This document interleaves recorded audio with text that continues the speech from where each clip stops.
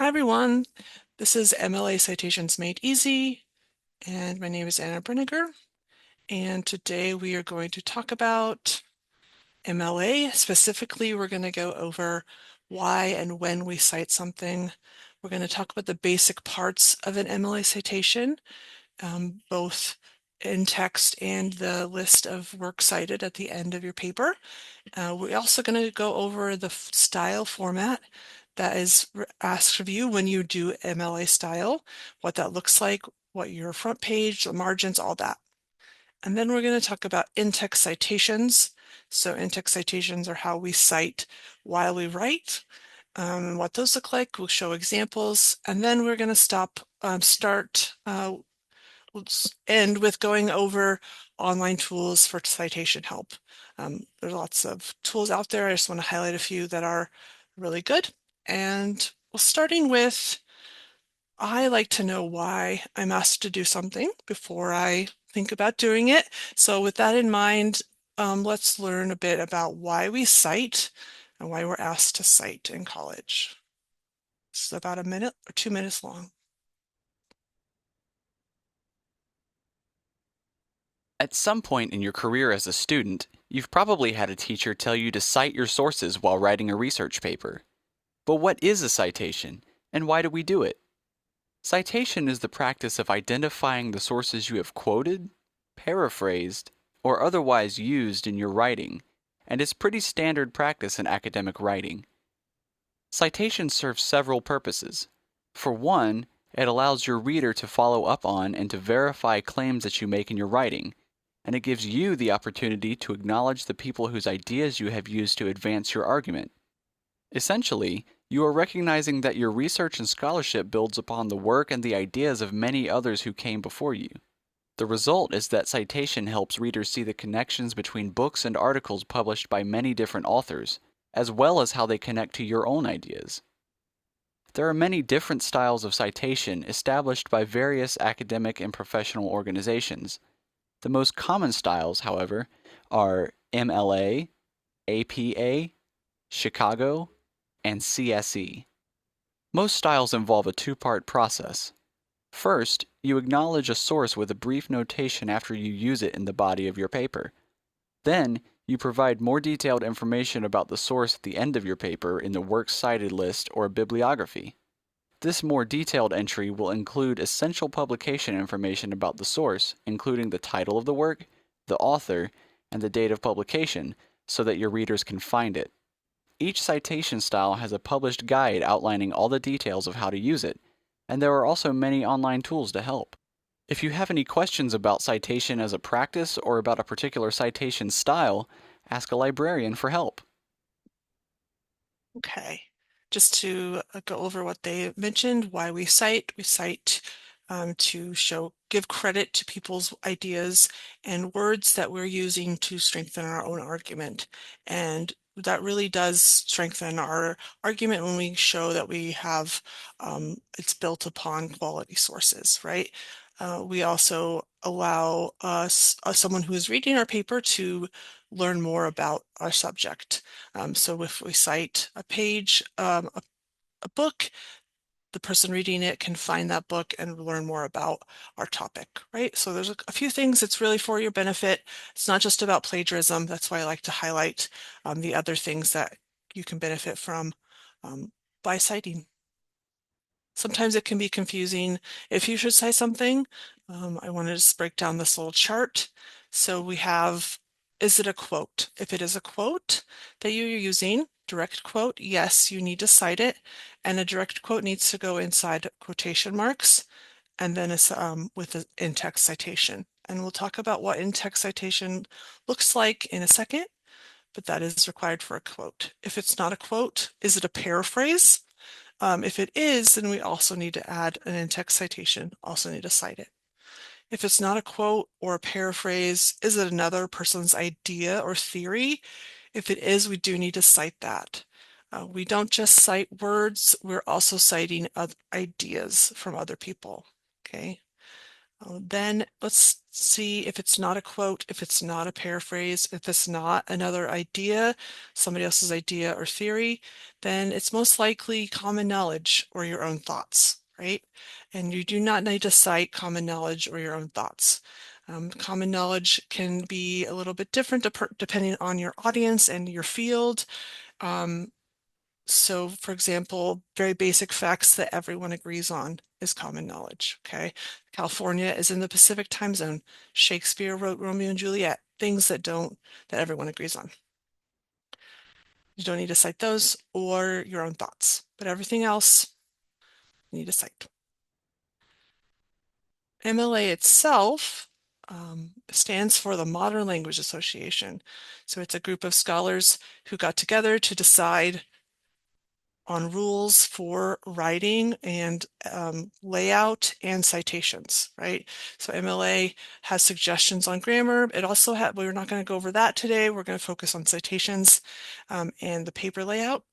In effort to streamline writing and editing and reading, right?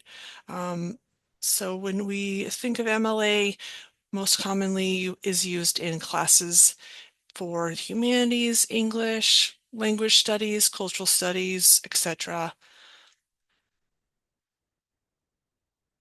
And as we talk about the rules today, I just want to remind you that you don't have to memorize every rule, okay? We're going to go over the basic elements today. We're not going to have time to go over how to cite every single type of source, but I will show you a place where you can find that information. My hope is today that you'll leave with being able to identify the different parts of an MLA citation and what they're asking for, okay? So you don't have to memorize every rule. I don't know every rule.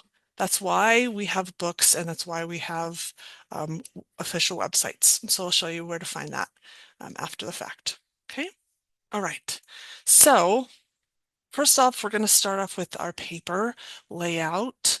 This is an example of an MLA paper layout format. We have on the front page, our first page, we have our information about ourselves, your name, your professor or instructor, your class, and then the date of submission. And all of that goes double-sided on the top left. Okay. And then we also have throughout the paper, every page has your last name and a page number on it. Okay. So this person's last name is English, which can be a little confusing, but her last name is English, and then that's the first page. Okay. Everything in this is double spaced, and there are no extra spaces between paragraphs. It's just a double space to continue on to the next paragraph. Okay. Everything is double spaced, and then we put our title in the middle, and this is the title of the paper, and it is centered in the middle. Okay.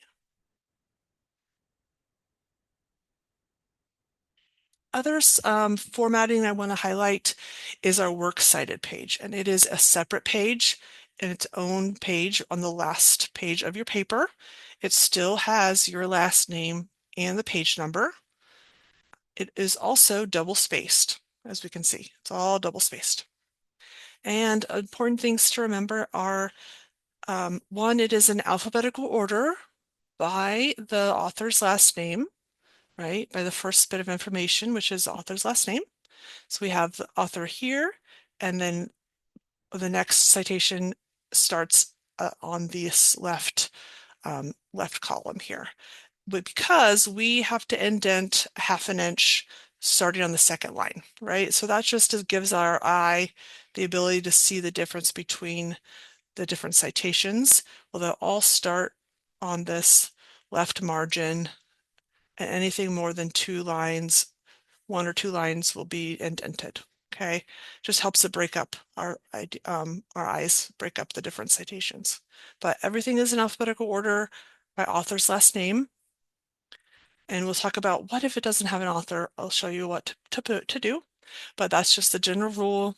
Alphabetical order, indent starting at the second line, 1/2 inch, and put everything in double space. Okay. When we're talking about works cited, it is the detailed information about our source that has its own rules that we're going to look at today. And when we cite something while we write, the idea is that when we're reading and looking at the paper, we can see who this is attributed to, and then go down to the works cited page and find that full information of that source. So then we can either read it or see that looks like an interesting source, just acknowledging it. So when we cite, every time we have a source mentioned in our paper, and we cite, can then go down and look at the works cited. So our works cited will, again, its own separate page, its own thing. And there is a template that we have that I will show you how to find. It lays out how the order of the paragraphs and double spacing and everything to get you ready to go. When we think about citations, they always answer 4 questions, right? They answer about a source. They answer who made the source or the author, what the work or the source is called, the title, and where can I retrieve this work, which is the contain. In MLA, it's called a container. And also, we also are concerned about when the date was published, when it was published, which is the date, right? MLA is less concerned about that, but it also is something that is always answered in our in any citation, right? So who, what, where, and when are answered when we cite something. And in MLA, the core elements are our author that always goes first. This is our reference works cited page. Our citations will look and follow this formula. Our author comes first, the last name, and then our title of our source comes second, and then our container. And our container is just information about where we found the source, okay? How your source was published and made available to readers. And we'll talk about that in a second. You don't have to know the word container, just know that this last part of the citation is information about where you found your source. And that can look a little different depending on the type of source. So in your websites, it would be the name of the website and then the URL. In a book, it would be the publisher and the date, right? So it depends on what type of source, but the last bit of information is information on your source and where you found it. So references will look different for the different types of sources because not all of them have the same info about this bit of information, right? So a book doesn't have the same info as a blog, etc. But author date, author title of source, and then the container information is the basic layout for works cited. So again, what do I mean by container? We have our source here. So our source, our title of our source is folklore and the animal turn. And then our container information, the last bit of information, would be information about this particular edition of this journal. So we have our journal number and volume, and then our date. That would be our container information. So what it's found inside of. Okay, so for example, what does that look like in reality? So we have a few examples here of common art sources that are used. We have journal article database, print book, and then a website. Okay, so we have our type, everything. I tried to color code it. So everything in yellow is our author information, and authors are shown as last name first, comma, first name, and then our period. Titles of sources are next, and they are in title case. So you should capitalize every important word, except for words like and the and of, right? How every word is capitalized, except for those smaller words, there's connecting words. So last name, comma, first name for author, and the title of the source should be capitalized in title case. Okay. Then, of course, we have our container information. So in journals, it looks like this. So we break it down a bit. We have our journal title, the title of the actual journal that we found our article in, a volume, number, and date, page, the database, and then the DOI or URL. So DOI stands for Direct Object Indicator. You don't have to know that, just know that when they're asking for DOI, it is a unique link or bookmark straight back to this article, right? It's like a URL for your academic article. And so it will ask for either, and you can include that DOI at the end, okay? And when we do have more than one author, we can see how it's written here. It is author's last name, comma, first name, and then their name, their regular name, Cindy, and then Rip. Okay. So title styles, just as a reminder for titles, title case means every important word is capitalized, right? Sometimes you will see quotation marks around a source title, um, and sometimes you will see italics. And these are just why they are italicized or why they're in quotation marks. Please know that you don't have to memorize this. It's just to tell you why that comes up, why it looks like that. When you do find source examples, every source example or how to cite a source should have the appropriate quotation mark or italics. So if something is italics in the example, be sure to put it in italics when you write your own version of that citation, okay? So short works that are part of larger works are in quotation marks, and then longer works that are self-contained are in italics, right? So again, don't have to memorize that. I'm just trying to explain why are they in quotes and why are they in italics. Hopefully that does answer some questions, okay? So we see that our journal itself is a self-contained thing. It's its own thing, and it's in italics, while a smaller part of that is in quotation marks. And that's all it's saying. Okay. Again, when you are looking at examples of how to cite something, look for the quotation marks, look for the italics, look for all the little periods and capitalization, okay? Because all of that is important and asked for in MLA style. Okay. So we want to move on to in-text citation. MLA uses the format of author page inside, usually that's inside of a parentheses, right? You can play around with that a little bit. Sometimes you can pop the author out into the text, but author page is a really common format.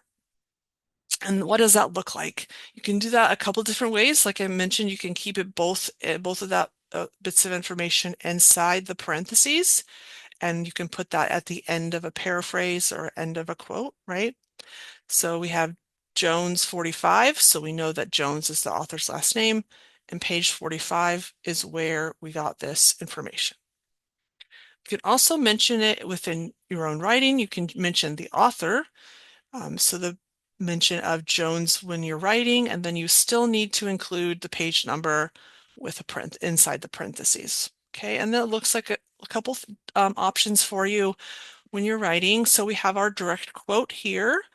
This is for direct quotes. We have our quote from Harper Lee, and that's who this is from. You never understand. We have our full quote here or with quotation marks around it. And then after the quotation, we have author and then page number inside those parentheses. And then we have our period. Okay. Again, this is for direct quote. We'll talk about paraphrasing in a second. Another option is you can mention the author and connect it to your work or your argument and then put the quote. So Lee discusses empathy when she says, and this quote, Okay, we have our quote, and then we still need our page number. Because we've mentioned Lee, the author, in our text, we don't need to put it inside the parentheses. Okay. When we're paraphrasing something, we are still using author and page, but you can do that in a similar way to quoting. You can have it at the end of your paraphrase. So this is a paraphrase of information from Becker. And we, at the end, before the period, we put Becker 130. You can also mention the author in your text, so his or her or their article. Then you put the author's name, concluded that, stated that, said that, argued that, and then our paraphrase, and then we have our page number at the end. So just showing examples of how you can play around, but know that author and page are asked for in MLA. Okay. Sometimes there are unique things that happen when you come to sources, and that's great. So as we mentioned before, two authors has the and in the middle. So author last name and author second author last name, and then our page number. This is still for in-text citation. Three or more authors has something called et al. After the first author. So it's the first author's last name and then et al. And that just stands for and others. Okay. Just means that there are three or more people that wrote this article or book, and I'm shortening it up so I can add a citation and it doesn't take up too much room. So et al. Period with and then the page number. Okay. You can also cite multiple sources together, and you would do that with a semicolon in between the author and the page number. So our first author here, our first source, Dabundo and the 27, and our semicolon and Magni 69 is our second source. So we can add sources together. We can either paraphrase them together or talk about them in the same paragraph and do it that way.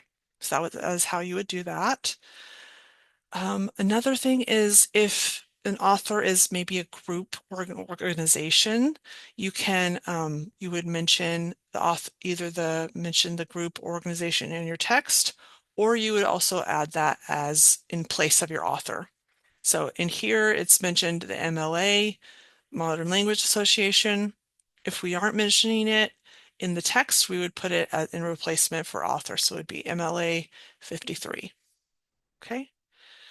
Sometimes we get a question, and that's why this next one is included for a quote or citing a source that you found inside of another source. And that's called indirect citing. And this is how you would do that.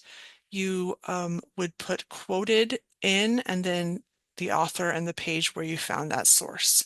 So maybe Mary Smith quoted in author page, right? This is just something we get asked a lot, and that's why it's included. It is pretty rare, but if it does happen to you, this is how you would do that.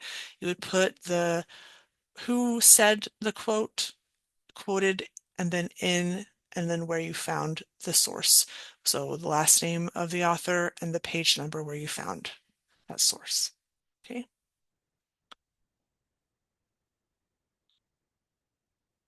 Okay. Some other things, just as a more of a breakdown of what it looks like when there's one author, what it looks like when there's two, and what if there are three or more authors. And also what if the organization is an author, the author.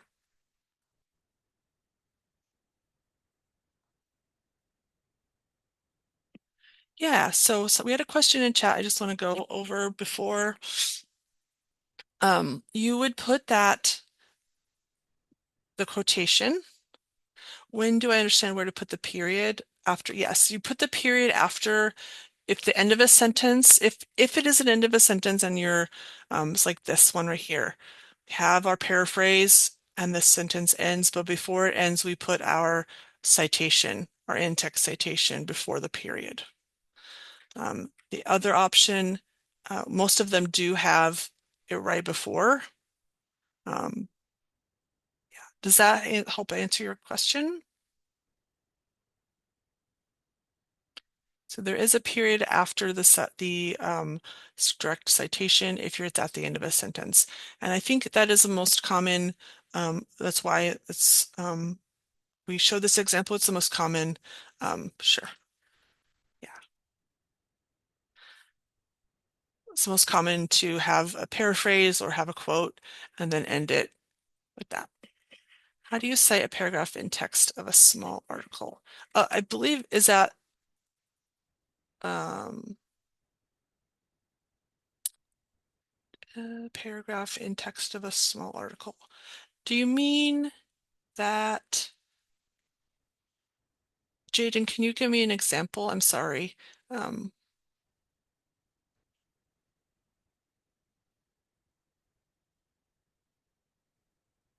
are you wanting to do a block quote? Okay, that's a good, the next slide will answer that. So if you don't have a page number, then is that what you're asking, Jaden? If you don't have a page number, I will go back to that slide in a second, but just if information is missing, um, there's a couple things you can do. If you do not have a date for your citation, you don't need to put a placeholder. In some, MLA does not require it. If you have no page number, you can leave it out in your in-text citation and just use the author. Or if something something else exists, such as a paragraph number or a part number or a chapter number, you can use that. You can use that in place of a page number if it's present. Okay. So if there's no page number, you can use what is present if a paragraph, part, or chapter number is present. So don't go, you don't have to go count, right? So, but if there is a chapter 1 and you can see that your quote is right there in chapter 1, use that in place of a page number. Okay. Okay, so also if you have no author, you would use the title. So you would use the title that would come first in your in-text citation. You would just use the title and then the page if there's a page. You would also use the title as the first bit of information in your works cited citation. So we have our title here instead of an author because we don't have an author. So put the title first is what it's saying. You're welcome. Okay, I think we see. Oh, so this right here is just an example. I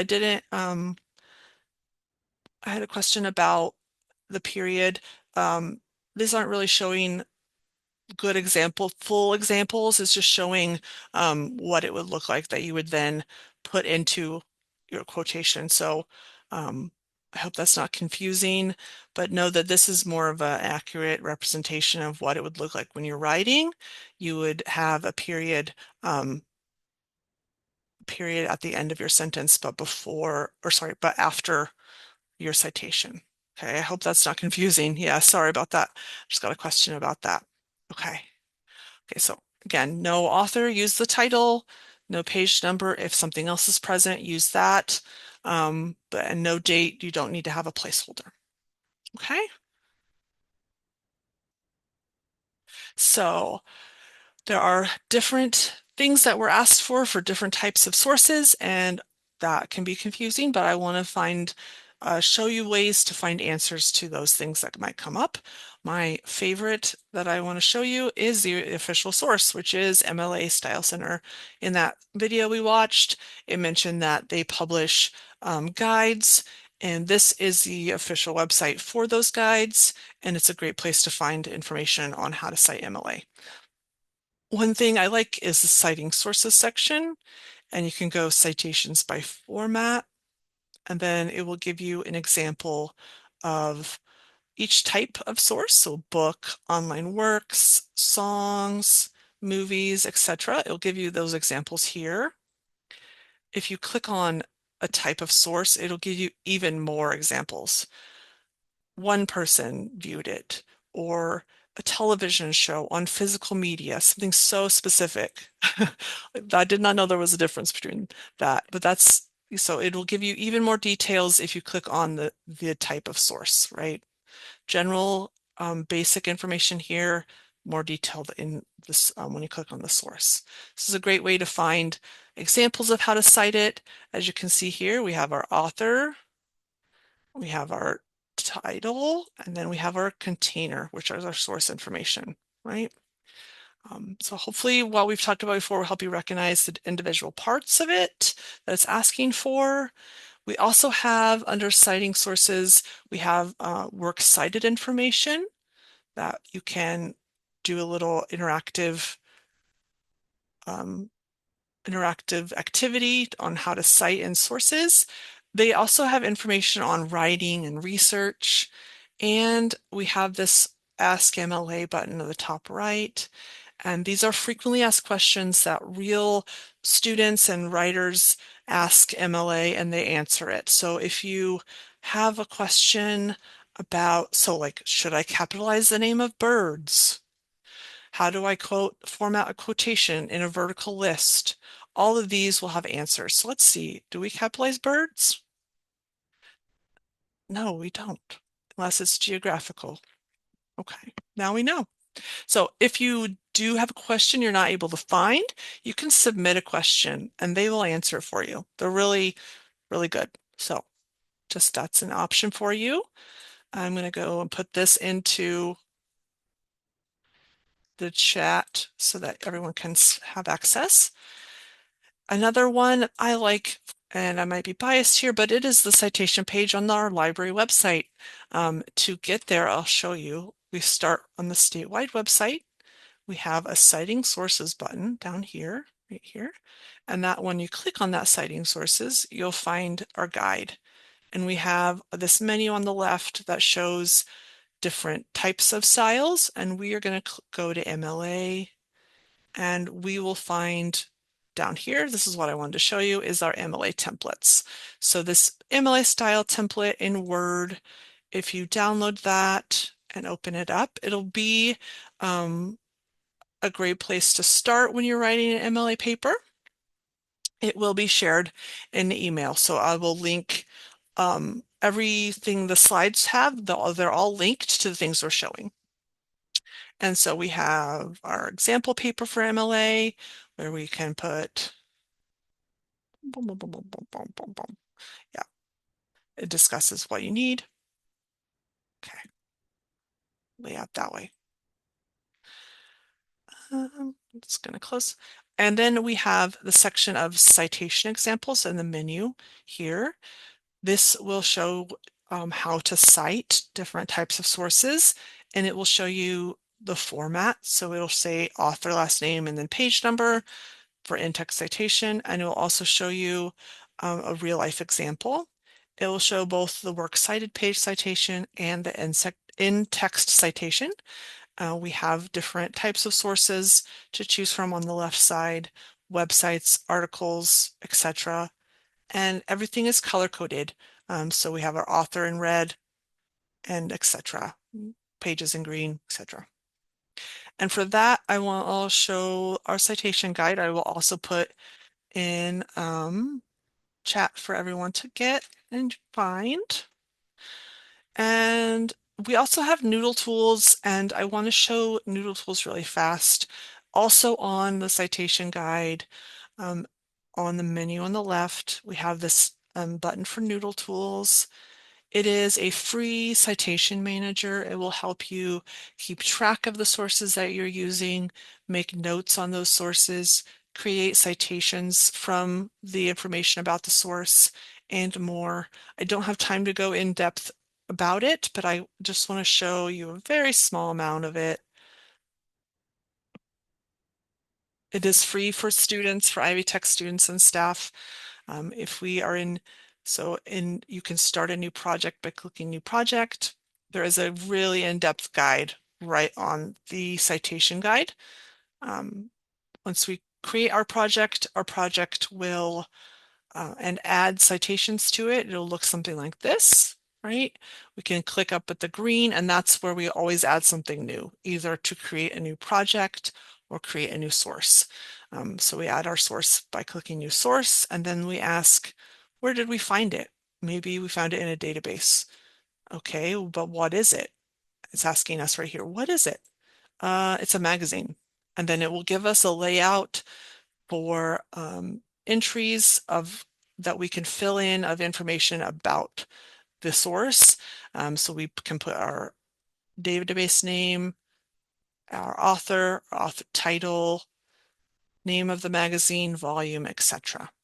And then once we have all that information in there, it automatically creates our citations. Sorry, I'm just going to go back and show you what that looks like right here. So this is our full citation. And that's for our works cited page. So that does automatically. It will also allow you to export a works cited page in with all the sources that you've created for your project. It's very useful, and that is also linked in that guide that I put in the chat, okay, under Noodle Tools. Okay, I have this quick little guide.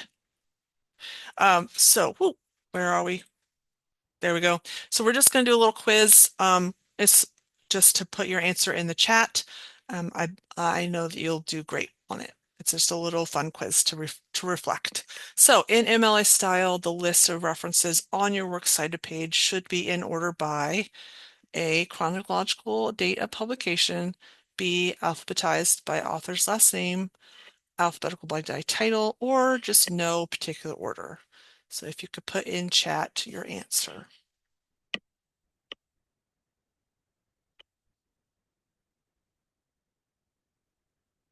Yeah, it'll alphabetized by author's last name, which is the first bit of information, right? And that's usually the first information. Good job. Okay. What is missing from this full citation? So we have our full citation here, but we have our source here, and something is missing.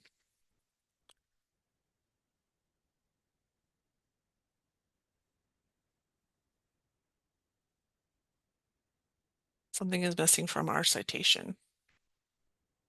Yeah, we have an author. We have an author, right? We would need to have an author's name that comes first, right? Yeah.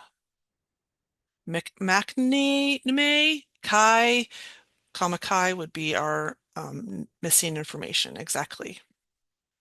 Oh, okay.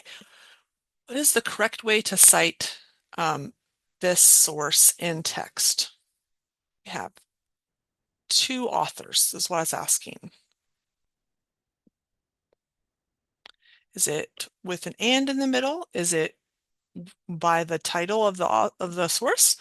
Is it something else entirely?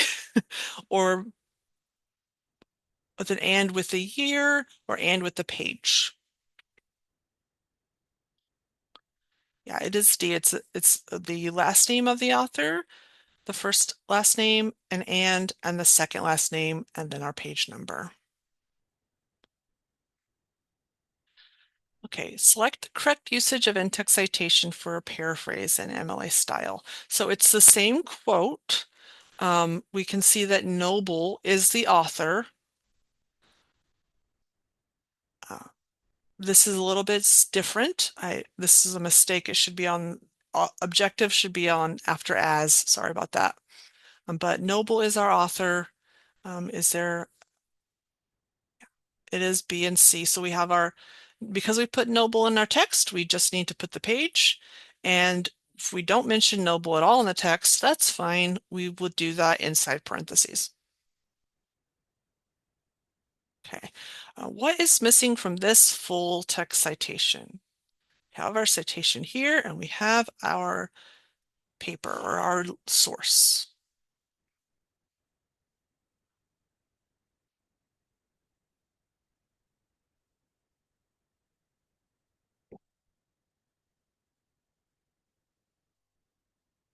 Yeah, it is the title, the source title, right?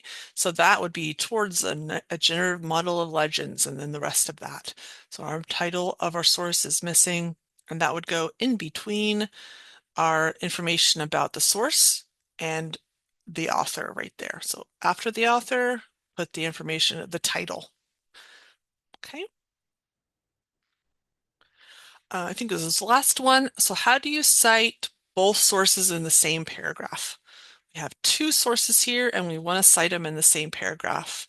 And what would that look like? With an ampersand in between, a semicolon, or maybe an and a semicolon, or name of the title. So it is actually B. Yeah, it is B. So if we are citing two sources in the same paragraph, we use a semicolon. So we have semicolon here. So these are two different sources. So our first source is mentioned with the page number. Sorry, this one right here, B. And then the semicolon, and then second source with the page number. So that's like, you can add two or three sources, just use a semicolon in the same in-text citation. Okay. That is all the quiz. Thank you for playing along. I'm going to stop our recording and see you on the other side.